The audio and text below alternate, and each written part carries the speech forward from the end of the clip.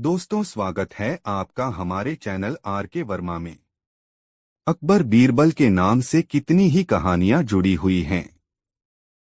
इनमें कितनी सच्ची हैं और कितनी मनगढ़ंत कोई नहीं बता सकता, परंतु एक बात तो सत्य है कि इनसे जो प्रेरणा और शिक्षा मिलती है उससे कोई इनकार नहीं कर सकता। इनसे बीरबल की हाजिर जवाबी और बुद्धि का हमें पता चलता है। दोस्तों, कुछ ऐसी ही नई मजेदार कहानी हम लेकर आए हैं। इस वीडियो को आखिरी तक जरूर देखें। एक बादशाह अकबर और बीरबल बातें कर रहे थे। बात मियां बीवी के रिश्ते पर चल निकली तो बीरबल ने कहा, अधिकतर मर्द जोरू के गुलाम होते हैं और अपनी बीवी से डरते हैं। मैं नहीं मानता, बादशाह ने कहा। हुजूर, मैं सिद्ध कर सकता हूँ, बीरबल ने कहा। सिद्ध करो। ठीक है, आप आज ही से आदेश जारी करें कि किसी के भी अपने बीवी से डरने की बात साबित हो जाती है तो उसे एक मुर्गा दरबार में बीरबल के पास में जमा करना होगा। बादशाह ने आदेश जारी कर दिया। कुछ ही दिनों में बीरबल के पास ढेरों मुर्गे जमा हो गए।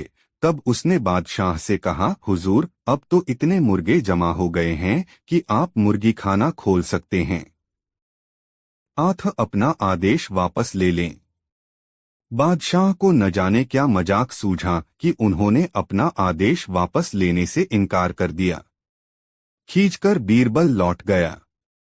अगले दिन बीरबल दरबार में आया तो बादशाह अकबर से बोला, हुजूर, विश्वसनीय सूत्रों से पता चला है कि पड़ोसी राजा की पुत्री बेहद खूबसूरत है। आप कहें तो आपके विवाह का प्रस्ताव भेजूं। यह क्या कह रहे हो तुम? कुछ तो सोचो। जनाना खाने में पहले ही दो हैं। अगर उन्होंने सुन लिया तो मेरी खैर नहीं, बादशाह ने कहा।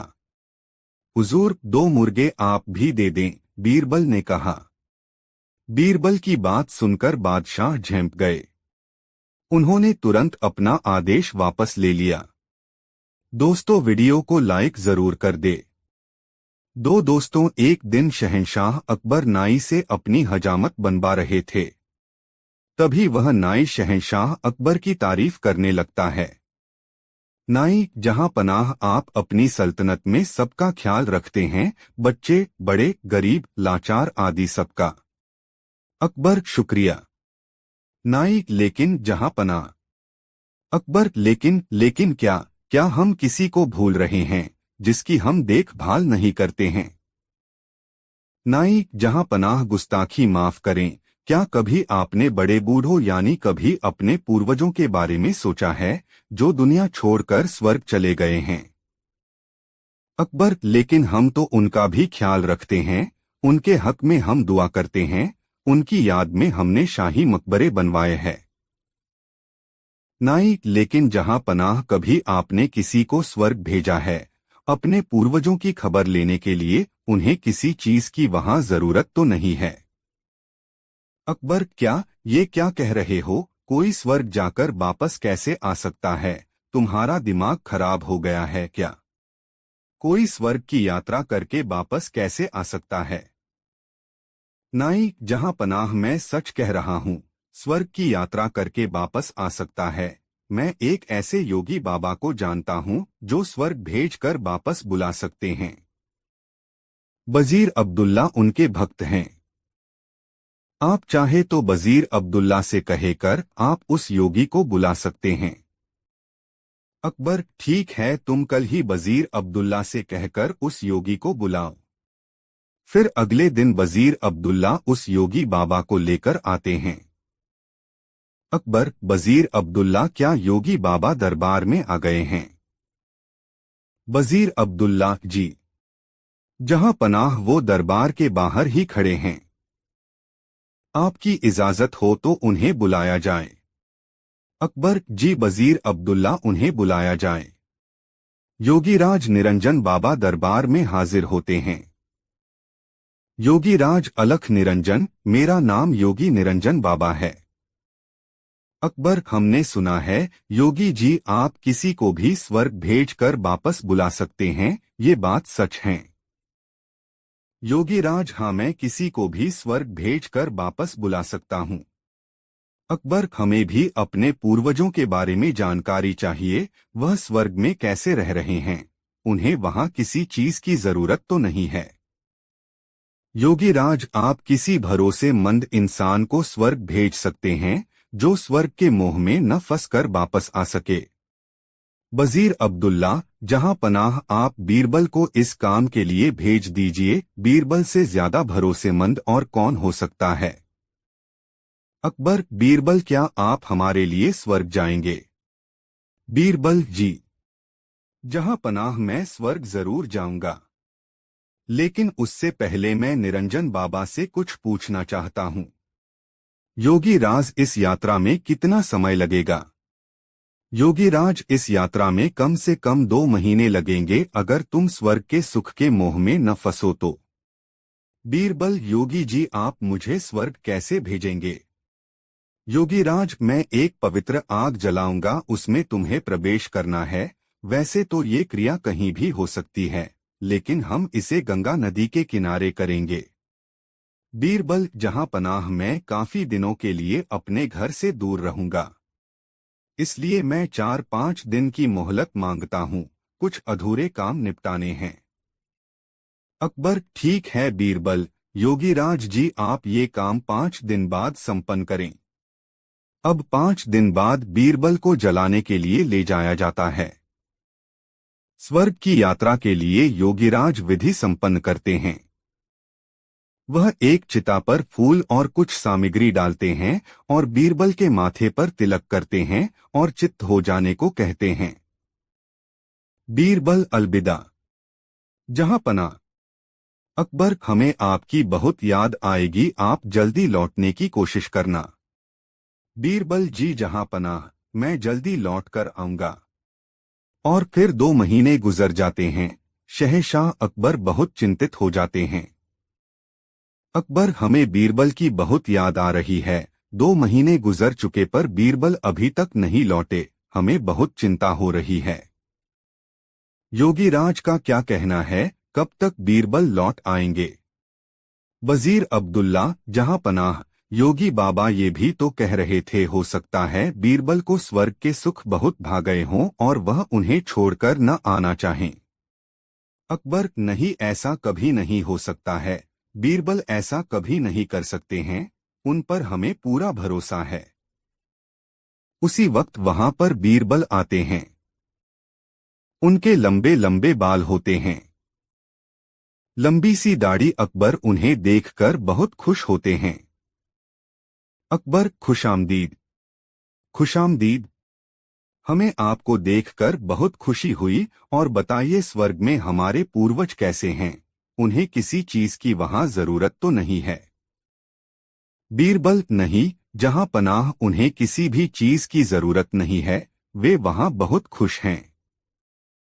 अकबर, लेकिन बीरबल, आपने ये बाल इतने क्यों बढ़ा लिए हैं?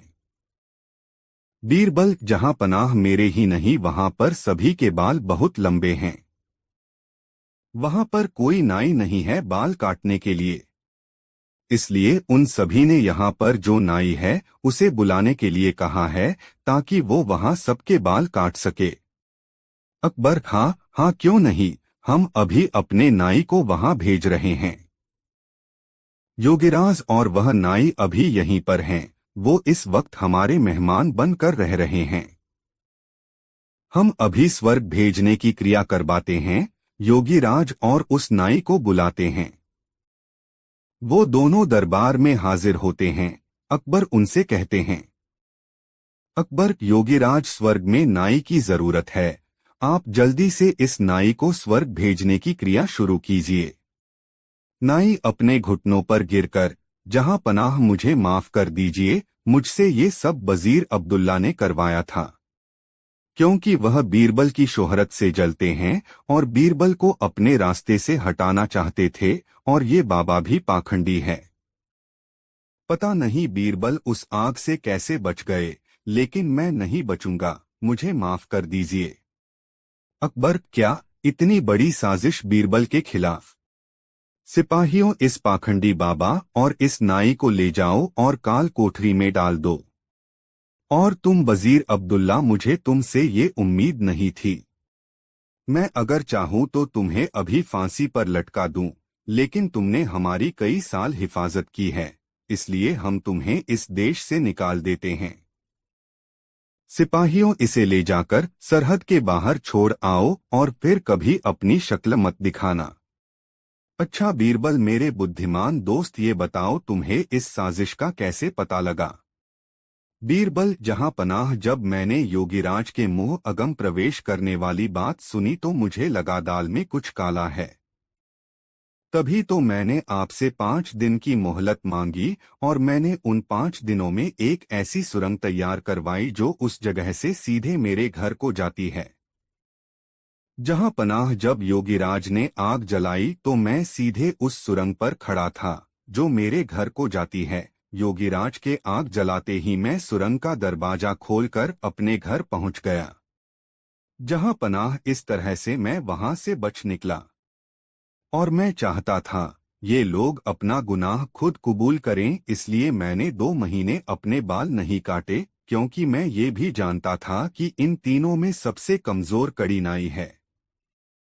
अकबर वाह, बीरबल वाह, एक तुम ही हो जो ऐसा कर सकते हो। तुम्हारे जैसा कोई नहीं। मेरे शातिर दोस्त, तुम ही ऐसा कर सकते हो। वाह बीरबल वाह, बीरबल शुक्रिया, जहां पनाह शुक्रिया। दोस्तों, वीडियो को लाइक जरूर कर दे और कमेंट में बताएं कहानी कैसी लगी। 4 बीरबल एक ईमानदार तथा धर्मप्रिय व्यक्ति था। वह प्रतिदिन ईश्वर की आराधना बिना नागा किया करता था। इससे उसे नैतिक व मानसिक बल प्राप्त होता था। वह अक्सर कहा करता था कि ईश्वर जो कुछ भी करता है मनुष्य के भले के लिए ही करता है। कभी कभी हमें ऐसा लगता है कि ईश्वर हम पर कृपा दृष्टि नहीं रखता, लेकिन ऐसा होता नहीं।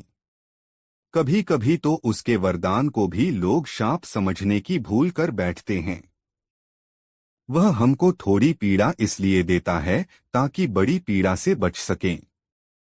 एक दरबारी को बीरबल की ऐसी बातें पसंद न आती थीं। एक दिन वही दरबारी दरबार में बीरबल को संबोधित करता हुआ बोला, देखो ईश्वर ने मेरे साथ क्या किया। कल शाम को जब मैं जानवरों के लिए चारा काट रहा था तो अचानक मेरी छोटी उंगली कट गई। क्या अब भी तुम यही कहोगे कि ईश्वर ने मेरे लिए यह अच्छा किया है? कुछ देर चुप रहने के बाद बोला बीरबल, मेरा अब भी यही विश्वास है, क्योंकि ईश्वर जो कुछ भी करता है मनुष्य के भले के लिए ही करता है। सुनकर वह दरबारी नाराज हो गया कि मेरी तो उंगली कट गई और बीरबल को इसमें भी अच्छाई नजर आ रही है। मेरी पीड़ा तो जैसे कुछ भी नहीं। कुछ अन्य दरबारियों ने भी उसके सुर में सुर मिलाया। तभी बीच में हस्तक्षेप करते हुए बादशाह अकबर बोले, बीरबल हम भी अल्लाह पर भरोसा रखते हैं, लेकिन यहाँ तुम्हारी बात से सहमत नहीं। इस दरबारी के मामले में ऐसी कोई बात नहीं दिखाई देती जिसके लिए उसकी तारीफ की जाए। बीरबल मुस्कुराता हुआ बोला, ठीक है जहां पनाह, समय ही बताएगा। अब 3 महीने बीत चुके थे। वह दरबारी जिसकी उंगली कट गई थी घने जंगल में शिकार खेलने निकला हुआ था। एक हिरन का पीछा करते वह भटककर आदिवासियों के हाथों में जा पड़ा। वे आदिवासी अपने देवता को प्रसन्न करने के लिए मानव बलि में विश्वास रखते थे। आठ वे उस दरबारी को पकड़कर मंदिर में ले गए बलि चढ़ाने के लिए। लेकिन जब पुजारी ने उसके शरीर का निरीक्षण किया तो हाथ की एक उंगली कंपाई।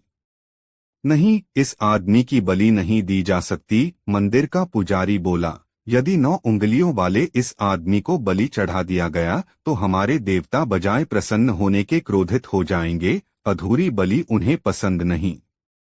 हमें महामारियों, बाढ़ या सूखे का प्रकोप झेलना पड़ सकता है, इसलिए इसे छोड़ देना ही ठीक होगा। और उस दरबारी को मुक्त कर दिया गया। अगले दिन वह दरबारी दरबार में बीरबल के पास आकर रोने लगा।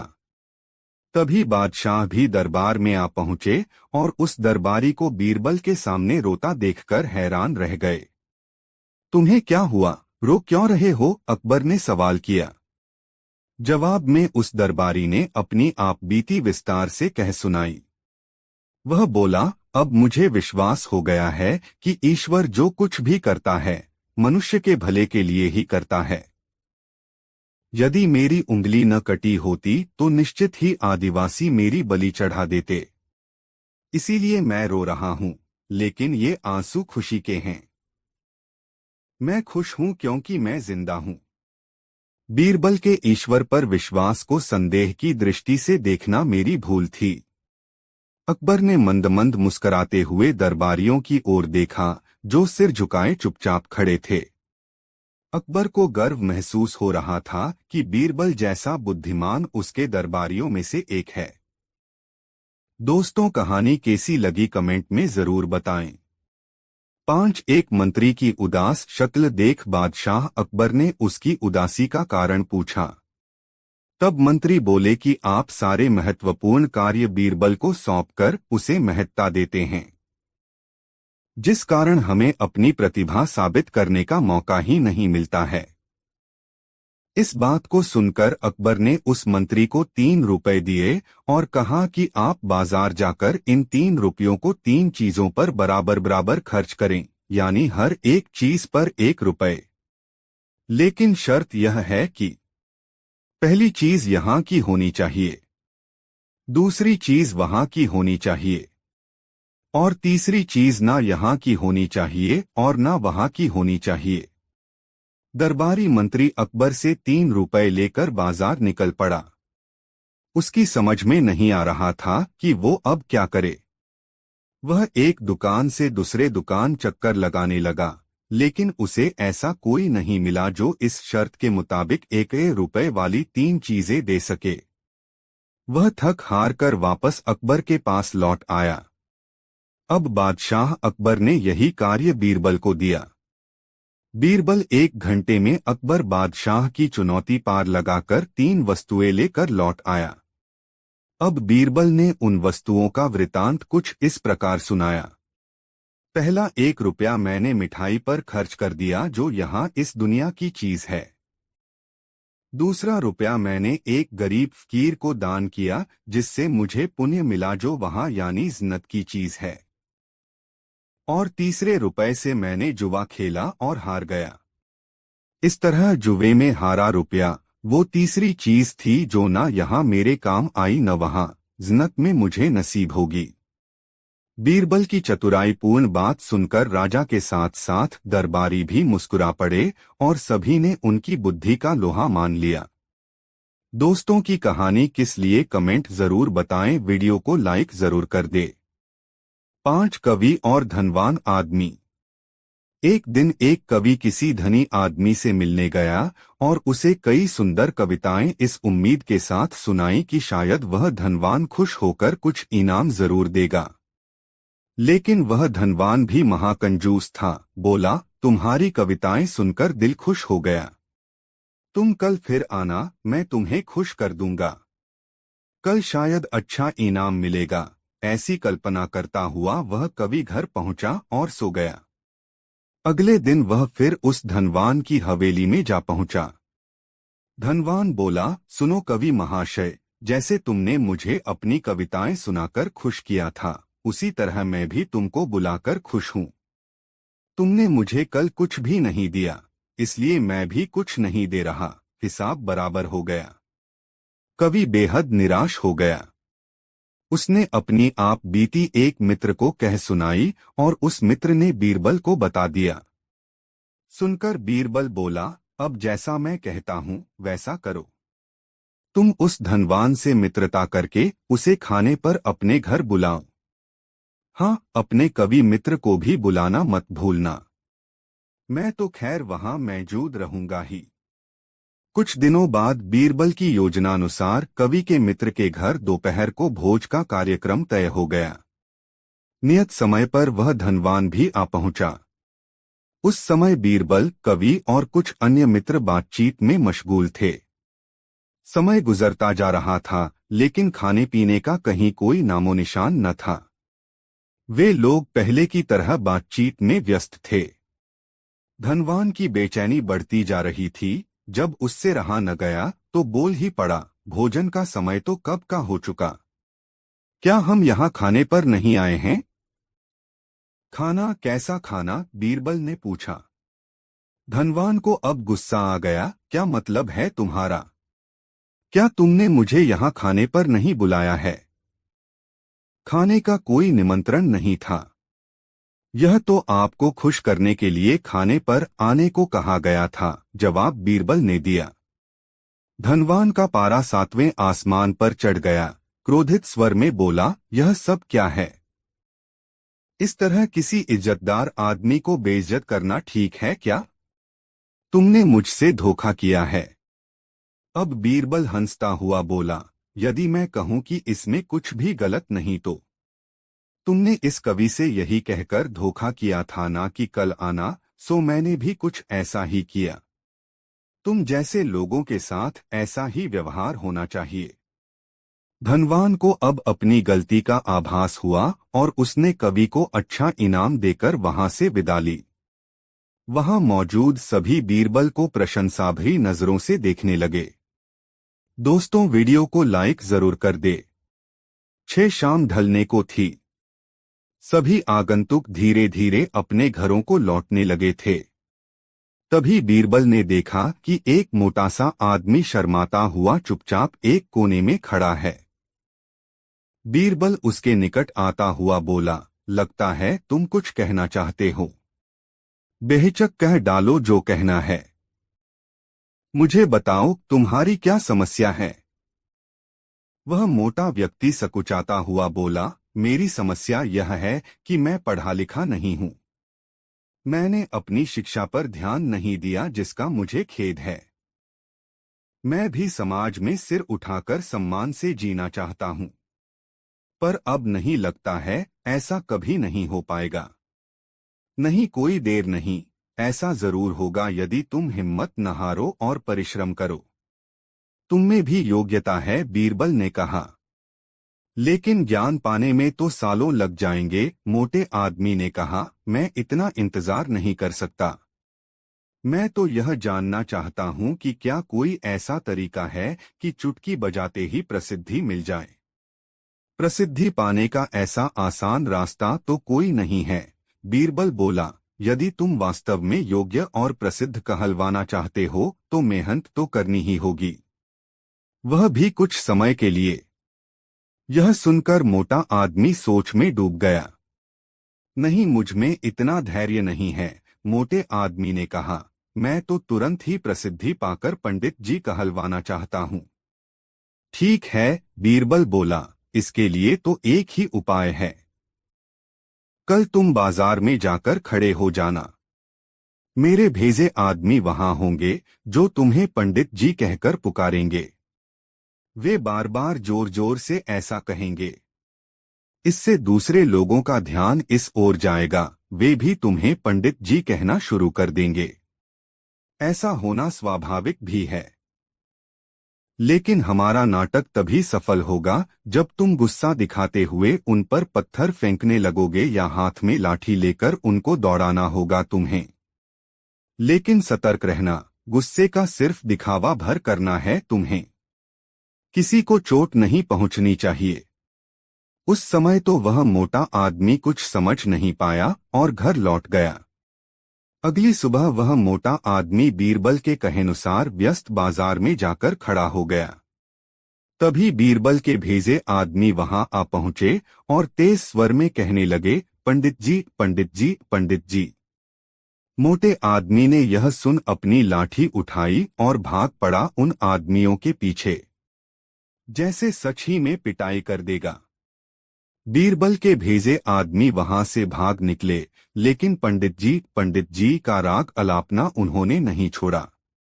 कुछ ही देर बाद आवारा लड़कों का वहां घूमता समूह पंडित जी चिल्लाता हुआ उस मोटे आदमी के पास आ धमका।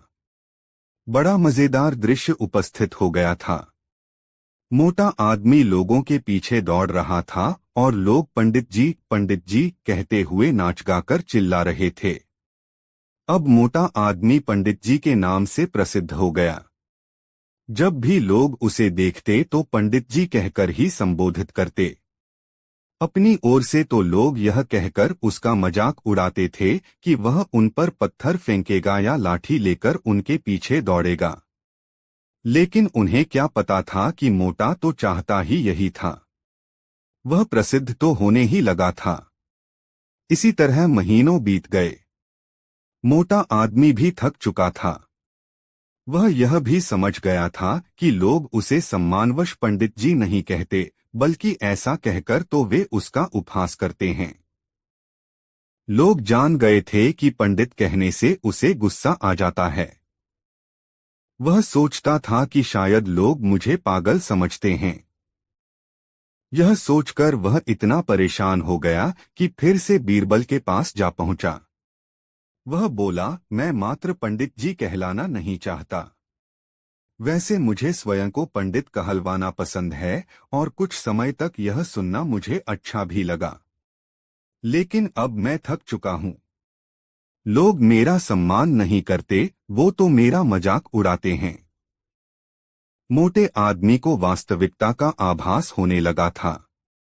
मोटे आदमी को यह कहता देख बीरबल हंसता हुआ यह बोला, मैंने तो तुमसे पहले ही कह दिया था कि तुम बहुत समय तक ऐसा नहीं कर पाओगे। लोग तुम्हें वह सब कैसे कह सकते हैं जो तुम हो ही नहीं। क्या तुम उन्हें मूर्ख समझते हो? जाओ अब कुछ समय किसी दूसरे शहर में जाकर बिताओ। जब लौटो तो उन लोगों को नजरअंदाज कर देना जो तुम्हें पंडित जी कहकर पुकारें। एक अच्छे सभ्य व्यक्ति की तरह आचरण करना। शीघ्र ही लोग समझ जाएंगे कि पंडित जी कहकर तुम्हारा उपहास करने में कुछ नहीं रखा और वे ऐसा कहना छोड़ देंगे। मोटे आदमी ने बीरबल के निर्देश पर अमल किया। जब वह कुछ माह बाद दूसरे शहर से लौटकर आया तो लोगों ने उसे पंडित जी कहकर परेशान करना चाहा, लेकिन उसने कोई ध्यान न दिया। अब वह मोटा आदमी खुश था कि लोग उसे उसके असली नाम से जानने लगे हैं। वह समझ गया था कि प्रसिद्धि पाने की सरल राह कोई नहीं है। दोस्तों, वीडियो कैसा लगा कमेंट में जरूर बताएं। 4 अकबर बीरबल और जादुई गधे की कहानी। एक समय की बात है, बादशाह अकबर ने अपने बेगम के जन्मदिन के लिए बहुत ही खूबसूरत और बेशकीमती हार बनवाया था। जब जन्मदिन आया तो बादशाह अकबर ने वह हार अपनी बेगम को तोहफे में दे दिया, जो उनकी बेगम को बहुत पसंद आया। अगली रात बेगम साहिबा ने वह हार गले से उतारकर एक संदूक में रख दिया। जब इस बात को कई दिन गुजर गए तो एक दिन बेगम साहिबा ने हार पहनने के लिए संदूक खोला, लेकिन हार कहीं नहीं मिला। इससे वह बहुत उदास हो गईं और इस बारे में बादशाह अकबर को बताया। इस बारे में पता चलते ही बादशाह अकबर ने अपने सैनिकों को हार ढूंढने का आदेश दिया, लेकिन हार कहीं नहीं मिला। इससे अकबर को यकीन हो गया कि बेगम का हार चोरी हो गया है। फिर अकबर ने बीरबल को महल में आने के लिए बुलावा भेजा। जब बीरबल आया तो अकबर ने सारी बात बताई और हार को खोज निकालने की जिम्मेदारी उसे सौंप दी। बीरबल ने समय व्यर्थ किए बिना ही राजमहल में काम करने वाले सभी लोगों को दरबार में आने के लिए संदेश भिजवाया। थोड़े ही देर में दरबार लग गया। दरबार में अकबर और बेगम सहित सभी काम करने वाले हाजिर थे, लेकिन बीरबल दरबार में नहीं था। सभी बीरबल का इंतजार कर ही रहे थे कि तभी बीरबल एक गधा लेकर राज दरबार में पहुंच जाता है। देर से दरबार में आने के लिए बीरबल बादशाह अकबर से माफी मांगता है। सभी सोचने लगते हैं कि बीरबल गधे को लेकर राज दरबार में क्यों आया है। फिर बीरबल बताता है कि यह गधा उसका दोस्त है और उसके पास जादुई शक्ति है। यह शाही हार चुराने वाले का नाम बता सकता है। इसके बाद बीरबल जादुई गधे को सबसे नजदीक वाले कमरे में ले जाकर बांध देता है और कहता है कि सभी एक एक करके कमरे में जाएं और गधे की पूंछ पकड़कर चिल्लाएं, जहां पनाह मैंने चोरी नहीं की है। साथ ही बीरबल कहता है कि आप सभी की आवाज दरबार तक आनी चाहिए। सभी के पूंछ पकड़कर चिल्लाने के बाद आखिर में गधा बताएगा कि चोरी किसने की है। इसके बाद सभी कमरे के बाहर एक लाइन में खड़े हो गए और एक एक करके सभी ने कमरे में जाना शुरू कर दिया। जो भी कमरे के अंदर जाता तो पूंछ पकड़कर चिल्लाना शुरू कर देता, जहां पनाह मैंने चोरी नहीं की है। जब सभी का नंबर आ जाता है तो अंत में बीरबल कमरे में जाता है और कुछ देर बाद कमरे से बाहर आ जाता है। फिर बीरबल सभी काम करने वालों के पास जाकर उन्हें दोनों हाथ सामने करने को बोलता है और एक एक करके सभी के हाथ सूंघने लगता है। बीरबल की इस हरकत को देखकर सभी हैरान हो जाते हैं। ऐसे ही सूंघते सूंघते एक काम करने वाले का हाथ पकड़कर बीरबल जोर से बोलता है, जहां पनाह इसने चोरी की है। ये सुनकर अकबर बीरबल से कहते हैं, तुम इतने यकीन के साथ कैसे कह सकते हो कि चोरी इस सेवक ने ही की है? क्या तुम्हें जादुई गधे ने इसका नाम बताया है? तब बीरबल बोलता है, जहां पनाह यह गधा जादुई नहीं है। यह बाकी गधों की तरह साधारण ही है। बस मैंने इस गधे की पूंछ पर एक खास तरह का इत्र लगाया है। सभी सेवकों ने गधे की पूंछ को पकड़ा, बस इस चोर को छोड़कर। इसलिए इसके हाथ से इत्र की खुशबू नहीं आ रही है। फिर चोर को पकड़ लिया गया और उससे चोरी के सभी सामान के साथ ही बेगम का हार भी बरामद कर लिया गया। बीरबल की इस अक्लमंदी की सभी ने सराहना की और बेगम ने खुश होकर बादशाह अकबर से उसे उपहार भी दिलवाया। कहानी से सीख। इस कहानी से यह सीख मिलती है कि बुरे काम को कितना भी छुपाने की कोशिश करो, एक दिन सबको पता चल ही जाता है। इसलिए बुरे काम नहीं करने चाहिए। दोस्तों, वीडियो को लाइक जरूर कर दे। 4 अकबर बीरबल और जादुई गधे की कहानी। एक समय की बात है, बादशाह अकबर ने अपने बेगम के जन्मदिन के लिए बहुत ही खूबसूरत और बेशकीमती हार बनवाया था।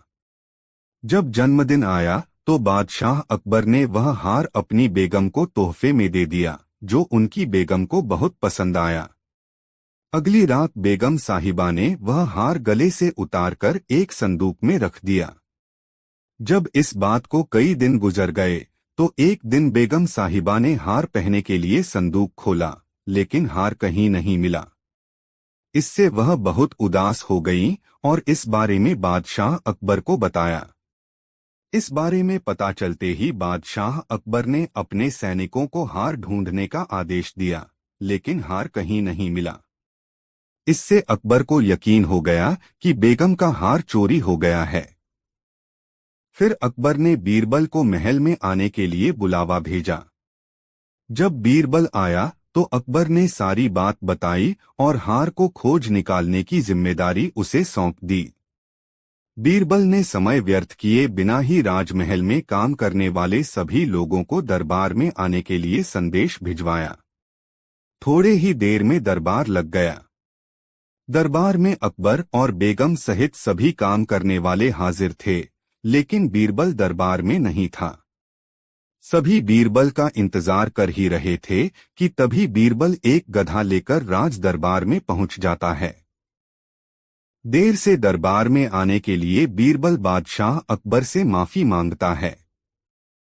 सभी सोचने लगते हैं कि बीरबल गधे को लेकर राज दरबार में क्यों आया है। फिर बीरबल बताता है कि यह गधा उसका दोस्त है और उसके पास जादुई शक्ति है। यह शाही हार चुराने वाले का नाम बता सकता है। इसके बाद बीरबल जादुई गधे को सबसे नजदीक वाले कमरे में ले जाकर बांध देता है और कहता है कि सभी एक एक करके कमरे में जाएं और गधे की पूंछ पकड़कर चिल्लाएं, जहां पनाह मैंने चोरी नहीं की है। साथ ही बीरबल कहता है कि आप सभी की आवाज दरबार तक आनी चाहिए। सभी के पूंछ पकड़कर चिल्लाने के बाद आखिर में गधा बताएगा कि चोरी किसने की है। इसके बाद सभी कमरे के बाहर एक लाइन में खड़े हो गए और एक एक करके सभी ने कमरे में जाना शुरू कर दिया। जो भी कमरे के अंदर जाता तो पूंछ पकड़कर चिल्लाना शुरू कर देता, जहां पनाह मैंने चोरी नहीं की है। जब सभी का नंबर आ जाता है तो अंत में बीरबल कमरे में जाता है और कुछ देर बाद कमरे से बाहर आ जाता है। फिर बीरबल सभी काम करने वालों के पास जाकर उन्हें दोनों हाथ सामने करने को बोलता है और एक एक करके सभी के हाथ सूंघने लगता है। बीरबल की इस हरकत को देखकर सभी हैरान हो जाते हैं।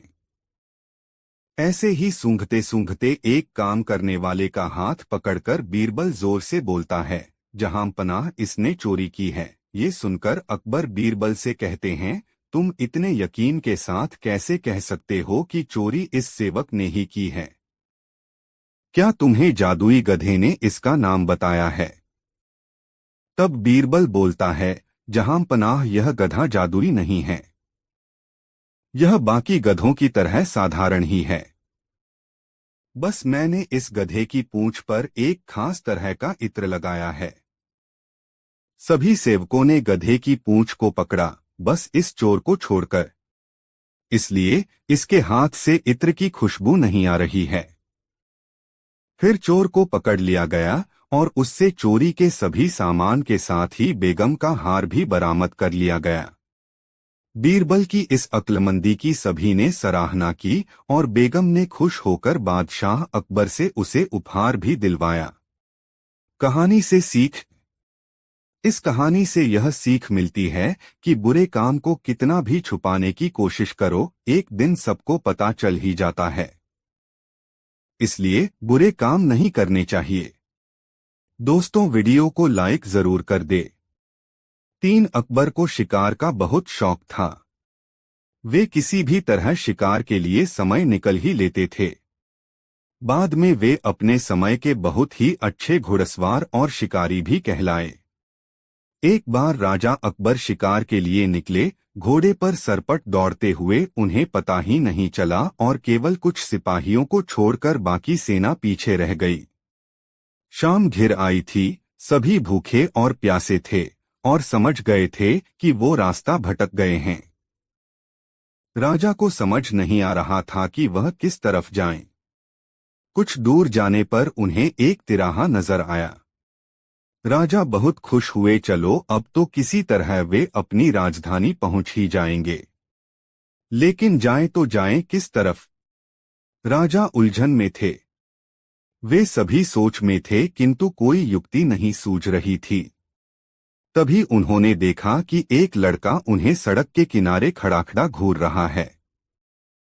सैनिकों ने यह देखा तो उसे पकड़कर राजा के सामने पेश किया। राजा ने कड़कती आवाज में पूछा, ऐ लड़के, आगरा के लिए कौन सी सड़क जाती है? लड़का मुस्कुराया और कहा, जनाब, ये सड़क चल नहीं सकती तो ये आगरा कैसे जाएगी? महाराज, जाना तो आपको ही पड़ेगा। और यह कहकर वह खिलखिलाकर हंस पड़ा। सभी सैनिक मौन खड़े थे, वे राजा के गुस्से से वाकिफ थे।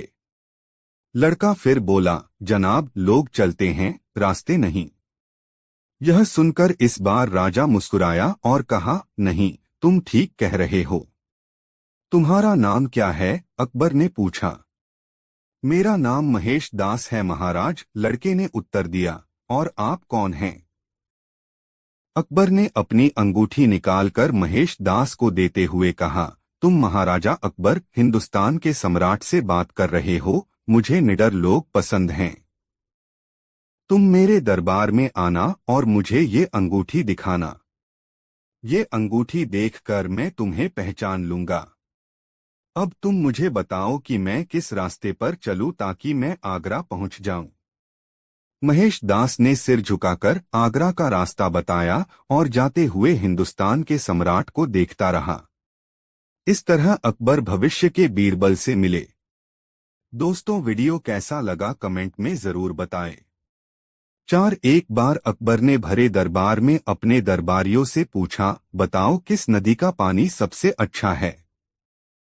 सभी दरबारियों ने एकमत से उत्तर दिया, गंगा का पानी सबसे अच्छा होता है। लेकिन बादशाह के प्रश्न का उत्तर बीरबल ने नहीं दिया। उसे मौन देखकर बादशाह बोले, बीरबल, तुम चुप क्यों हो? बीरबल बोले, बादशाह हुजूर, पानी सबसे अच्छा यमुना नदी का होता है। बीरबल का यह उत्तर सुनकर बादशाह को बड़ी हैरानी हुई और बोले, तुमने ऐसा किस आधार पर कहा है, जबकि तुम्हारे धर्म ग्रंथों में गंगा नदी के पानी को सबसे शुद्ध व पवित्र बताया गया है, और तुम कह रहे हो कि यमुना नदी का पानी सबसे अच्छा होता है। बीरबल ने कहा, हुजूर, मैं भला पानी की तुलना अमृत के साथ कैसे कर सकता हूँ। गंगा में बहने वाला पानी केवल पानी नहीं बल्कि अमृत है, इसीलिए मैंने कहा था कि पानी यमुना का सबसे अच्छा है। बादशाह और सभी दरबारी निरुत्तर हो गए और उन्हें मानना पड़ा कि बीरबल सही कह रहे हैं। 5 बादशाह अकबर को पहेली सुनाने और सुनने का काफी शौक था। कहने का मतलब यह कि पक्के पहेलीबाज थे। वे दूसरों से पहेली सुनते और समय समय पर अपनी पहेली भी लोगों को सुनाया करते थे। एक दिन अकबर ने बीरबल को एक नई पहेली सुनाई। ऊपर ढक्कन, नीचे ढक्कन, मध्य मध्य खरबूजा, मौ छुरी से काटे आफेन, अर्थ तासु नाहिन दूजा। बीरबल ने ऐसी पहेली कभी नहीं सुनी थी, इसलिए वह चकरा गया। उस पहेली का अर्थ उसकी समझ में नहीं आ रहा था। अत प्रार्थना करते हुए बादशाह से बोला, जहांपना, अगर मुझे कुछ दिनों की मोहलत दी जाए तो मैं इसका अर्थ अच्छी तरह समझकर आपको बता सकूंगा। बादशाह ने उसका प्रस्ताव मंजूर कर लिया। बीरबल अर्थ समझने के लिए वहां से चल पड़ा। वह एक गांव में पहुंचा। एक तो गर्मी के दिन, दूसरे रास्ते की थकन से परेशान व विवश होकर वह एक घर में घुस गया। घर के भीतर एक लड़की भोजन बना रही थी। बेटी, क्या कर रही हो? उसने पूछा। लड़की ने उत्तर दिया, आप देख नहीं रहे हैं, मैं बेटी को पकाती और माँ को जलाती हूँ। अच्छा, 2 का हाल तो तुमने बता दिया, तीसरा तेरा बापू क्या कर रहा है और कहाँ है? बीरबल ने पूछा। वह मिट्टी में मिट्टी मिला रहे हैं, लड़की ने जवाब दिया। इस जवाब को सुनकर बीरबल ने फिर पूछा, तेरी माँ क्या कर रही है? 1 को 2 कर रही है, लड़की ने कहा। बीरबल को लड़की से ऐसी आशा नहीं थी, परंतु वह ऐसी पंडित निकली कि उसके उत्तर से वह एकदम आश्चर्यचकित रह गया। इसी बीच उसके माता पिता भी आ पहुंचे। बीरबल ने उनसे सारा समाचार कह सुनाया। लड़की का पिता बोला, मेरी लड़की ने आपको ठीक उत्तर दिया है। अरहर की दाल अरहर की सूखी लकड़ी से पक रही है। मैं अपनी बिरादरी का एक मुर्दा जलाने गया था और मेरी पत्नी पड़ोस में मसूर की दाल दल रही थी। बीरबल लड़की की पहेली भरी बातों से बड़ा खुश हुआ। उसने सोचा, शायद यहाँ बादशाह की पहेली का भेद खुल जाए, इसलिए लड़की के पिता से उपरोक्त पहेली का अर्थ पूछा। यह तो बड़ी ही सरल पहेली है, इसका अर्थ मैं आपको बतलाता हूँ। धरती और आकाश 2 ढक्कन हैं, उनके अंदर निवास करने वाला मनुष्य खरबूजा है। वह उसी प्रकार मृत्यु आने पर मर जाता है, जैसे गर्मी से मोम पिघल जाती है। उस किसान ने कहा। बीरबल उसकी ऐसी बुद्धिमानी देखकर बड़ा प्रसन्न हुआ और उसे पुरस्कार देकर दिल्ली के लिए प्रस्थान किया। वहां पहुंचकर बीरबल ने सभी के सामने बादशाह की पहेली का अर्थ बताया। बादशाह ने प्रसन्न होकर बीरबल को ढेर सारे इनाम दिए। दोस्तों, वीडियो को लाइक जरूर कर दे। 6 एक दिन अकबर अपने मंत्री बीरबल के साथ अपने महल के बाग में घूम रहे थे। अकबर बागों में उड़ते कौओं को देखकर कुछ सोचने लगे और बीरबल से पूछा, क्यों बीरबल, हमारे राज्य में कितने कौए होंगे? बीरबल ने कुछ देर अंगुलियों पर कुछ हिसाब लगाया और बोले, हुजूर, हमारे राज्य में कुल मिलाकर 95,463 कौए हैं। तुम इतना विश्वास से कैसे कह सकते हो? हुजूर, आप खुद गिन लीजिए, बीरबल बोले। अकबर को कुछ इसी प्रकार के जवाब का अंदेशा था। उन्होंने पूछा, बीरबल, यदि इससे कम हुए तो? तो इसका मतलब है कि कुछ कौए अपने रिश्तेदारों से मिलने दूसरे राज्यों में गए हैं। और यदि ज्यादा हुए तो इसका मतलब यह है हुजूर कि कुछ कौए अपने रिश्तेदारों से मिलने हमारे राज्य में आए हैं। बीरबल ने मुस्कुराकर जवाब दिया। अकबर एक बार फिर मुस्कुराकर रह गए। दोस्तों, ऐसी और मजेदार कहानी सुनाने के लिए हमारे चैनल आर के वर्मा को सब्सक्राइब जरूर कर ले और इस वीडियो को अपने दोस्तों को जरूर शेयर करें। वीडियो देखने के लिए धन्यवाद।